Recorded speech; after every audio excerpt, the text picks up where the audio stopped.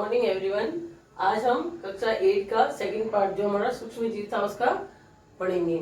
उसमें हम पढ़ रहे थे कि सूक्ष्म जीवों की अच्छी जो सूक्ष्म जीव होते हैं वो हमारे मित्र कैसे होते हैं और दुश्मन कैसे होते हैं। तो हम पढ़ रहे थे मित्र वाला चैप्टर, तो उसमें आगे हम पढ़ेंगे वैक्सीन या टीकाकरण। वैक्सीन किसे कहते हैं? वैक्सीन को ही टीकाकरण कहते हैं, क्योंकि जो चीज हमारे शरीर में हो जाती है उसको प्रतिरोधक क्षमता पैदा करने के लिए हम उसमें टीका लगवाते हैं, उसी को हम वैक्सीन बोलते हैं।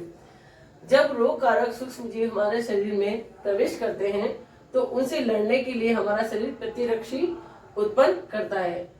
जब वह सूक्ष्म जीव पुनः शरीर में आता है और उससे लड़ता है, शरीर को स्मरण रहता है, यानी दोबारा कभी भी वो बीमारी हमारे शरीर में आती तो ये उसको याद रहता है कि इससे लड़ना कैसे है। वो सहस होते कुछ, वो उनकी प्रतिक्रिया करते हैं। शरीर में मृत या निष्क्रिय सूक्ष्म जीवों को प्रवेश करने कर कोशिकाओं की स्मृति में सूक्ष्म जीव डालते हैं।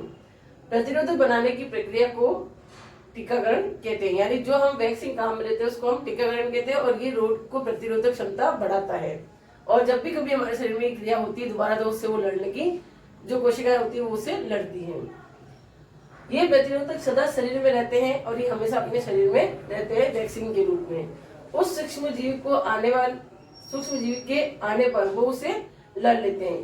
कई बीमारियों के टीके बनाए जा चुके हैं, जैसे अभी भी इसका लेटेस्ट एग्जांपल हम ये दे सकते हैं कि कोरोना जो चल रहा है उसका भी वैक्सीन बन रहा है। वैक्सीन मतलब उसका टीका बनने जा रहा है, तो वो जब भी किसी को होगा तो उसका भी रोग प्रतिरोधक क्षमता वो बढ़ा देगा। जैसे चेचक, इसका टीका सबसे पहले बनाया गया था। उसके बाद है पोलियो। पोलियो का आपने टीवी पे या अपने घर में भी छोटे बच्चों को जब ड्रॉप पिलाई जाती है वो उसके लिए पिलाई जाती है ताकि बच्चों को वो दोबारा कभी नहीं हो या कभी हो ही नहीं, ताकि इस पोलियो पूर्ण तरह से नष्ट किया जा सके। मिट्टी की उर्वरता में वृद्धि, यानी कुछ मिट्टी जो होती है, मिट्टी में जो जीवाणु होते हैं वो भी हमारे लिए मित्र के रूप में कार्य करते हैं। कुछ जीवाणु सदा मृदा में वायुमंडलीय नाइट्रोजन का स्थिरीकरण करते हैं, जिन्हें हम जैविक नाइट्रोजन या स्थिरीकारक कहा जाता है। अब है पर्यावरण का शुद्धिकरण। कुछ जीवाणु हानिकारक एवं दुर्गंध युक्त यानी बदबू वाले होते हैं पदार्थों का निम्नीकरण करके पर्यावरण को शुद्ध करते हैं, जैसे मरे हुए कीड़े या जानवरों को मिट्टी में मिल जाना जीवाणु द्वारा होता है। जो भी जानवर मर जाते हैं वो मिट्टी के में उनके बिल्कुल अवशेष खत्म हो जाते हैं, क्योंकि वो मिट्टी के जो जीवाणु होते हैं वो उसको अपने भोजन के रूप में ग्रहण कर लेते हैं। अब हम मित्र सूक्ष्म जीव की वापस रिवाइज करते हैं। जो हमारी मदद करते हैं वो क्या होते हैं? मित्र सूक्ष्म जीव होते हैं।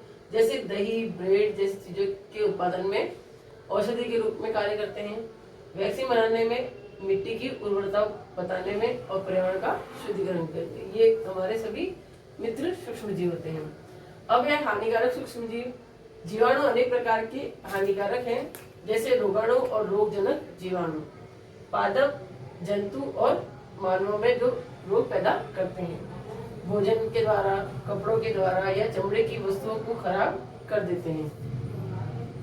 मनुष्य में रोग कारक जीवाणु श्वास, भोजन अथवा जल के द्वारा शरीर में प्रवेश कर बीमारी फैलाते हैं। जैसे हम देखते हैं कि कई बार हमारे घर में पानी जो आता है वो अच्छा शुद्ध पानी नहीं आता, तो उससे हमें जैसे पीलिया है जिसको हम जॉइंटिस बोलते हैं, वैसे रोग हो जाते हैं। तो ये किसी भी तरह से भोजन के द्वारा भी जा सकते हैं और जल के द्वारा भी हमारे शरीर में जा सकते हैं। ये रोग दो प्रकार के होते हैं, एक संचरणीय और एक असंचरणीय।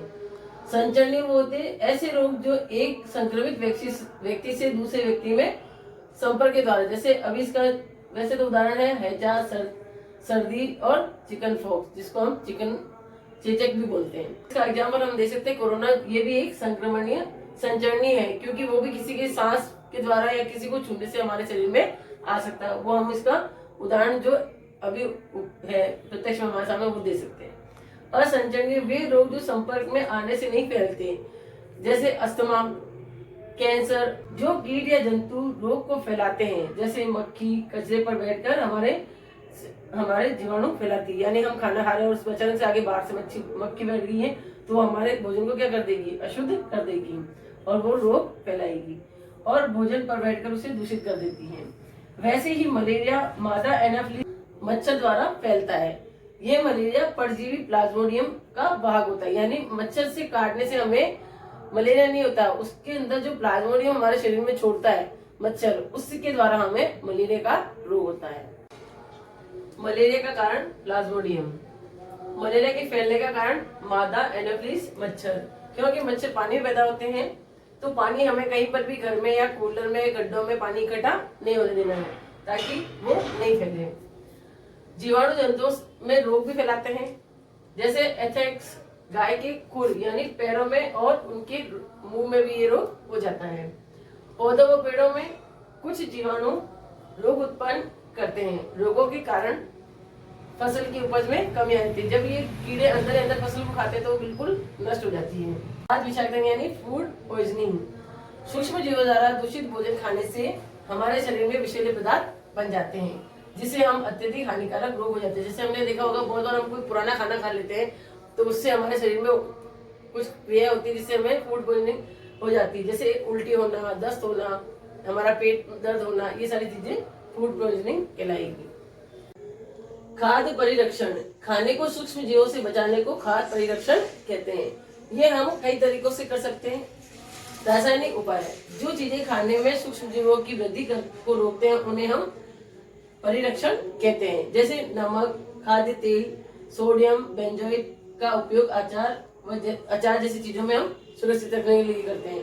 तो एग्जाम्पल जैसे अचार का अचार बनाते हैं हम, तो उसको पूरा तेल के अंदर डुबा के रखते हैं ताकि वो अचार खराब नहीं हो, तो ये भी उसका एग्जाम्पल है। अब नमक का प्रयोग मांस को परिरक्षित करने में काम आता है। चीनी का उपयोग हम नमी में कमी लाने के लिए करते हैं, जैसे जीवाणु की वृद्धि नियंत्रित होती है। ठंडा करने से, जैसे फ्रिज में हमको सामान कई दिनों तक चलाना होता है तो उसको हम फ्रिज में रख देते हैं ताकि उसमें कीटाणु नहीं लगे और वो जल्दी खराब न हो। गर्म करके, यानी जैसे दूध है, दूध को हम अगर पूरे दिन में एक बार भी गर्म नहीं करेंगे तो वो फट जाएगा, तो उसको हम क्या करते हैं, उबाल कर रख देते हैं, तो वो पूरे दिन चलता है। पाश्चुरीकरण। दूध को सूक्ष्म जीवों से मुक्त हो उसे हम पाश्चुरीकृत दूध कहते हैं। पहले दूध को 70 सेंटीग्रेड पर गर्म किया जाता है, उसके बाद उसे एकाएक ठंडा कर दिया जाता है। इसको हम पाश्चुरीकरण क्यों कहते हैं, क्योंकि इस प्रक्रिया को जिसने खोज की थी उसका नाम है लुई पाश्चर, इसीलिए हम इसको पाश्चुरीकरण की प्रक्रिया कहते हैं। आज हमारा लेसन इतना हो चुका है, जिसका हम होमवर्क दे रहे हैं आपको, वो है सारणी नंबर 2.1 और सारणी नंबर 2.2। ये आपकी पेज नंबर 24 और 25 पर बनी हुई है। उसको अपनी बुक में उतारना है और हो सके तो इसको याद भी करना है।